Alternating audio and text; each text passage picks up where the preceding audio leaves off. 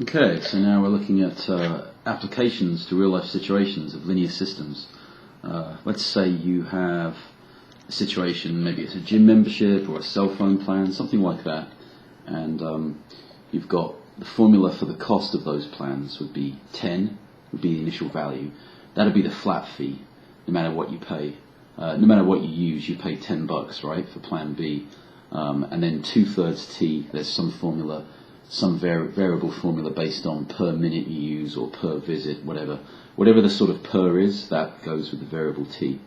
Likewise, equation A might be $20 for an initial fee or flat fee, and then a third T is the variable, so that represents like a third times however many times you visit the gym, or if it's a cell phone, however many minutes you use. Graphically, you can see that comes out as the flat fee is the y-intercept, and a variable fee is the slope of the line.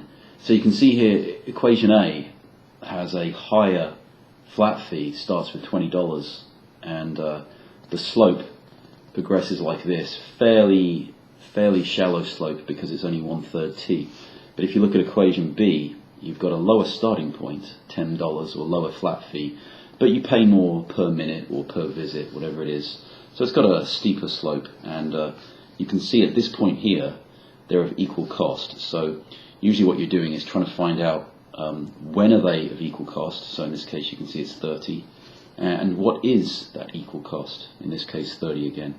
Now you could graph them. So you could do essentially what you've done before, where you just take a value of T, for instance. I'll put mine upside down here. I should really have T on the top because that's the X value. And you put that into a formula. So for instance, if T is 1, for equation A, you would just do 20 plus 1/3 of 1, so 20 and a third. And then you would go and plot that here. Actually, I'm using 10s here, so let's use T is 10, and then let's say we're doing equation A. So if we put 10 into that formula, it would be 20 plus 1/3 of 10.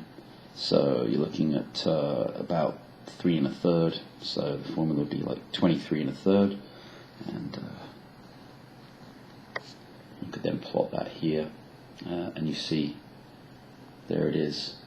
So again, as I've said many times, geometry is good, but it depends how good your graph is. You know, this isn't bad if you use good squared paper and good scale and you use your ruler properly. You can get good approximate solutions, but algebra is perfect, so it's always best to go back and use a method like the substitution method or elimination method. Here I've used substitution because both equations are equal to C, right? So they're both equal to each other.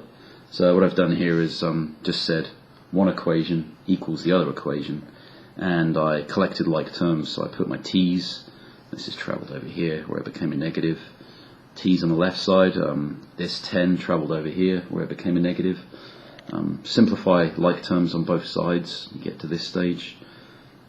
T is 30, and then as before you need to know the Y value or the C value that goes with that T or X value, right? So you go back to one of the equations. I've gone back to equation A and I've subbed in my solution for T, and sure enough C comes out as 30 as well. So algebra confirms the solution is correct. 30/30 is indeed an accurate solution for the intersection of those linear systems. Alright, now what does that intersection actually mean in real life? Well, you can see at 30/30 they're equal cost. Now, beyond T is 30, A is underneath line B. If A is underneath, it means it's cheaper. But before T is 30, A is a line that is above line B. So when T is less than 30, A is actually the more expensive plan. But then you get beyond this point here, A is actually the cheaper plan. And that's how you would use a linear system to evaluate like which cell phone or which gym you would join with, or a similar kind of business model.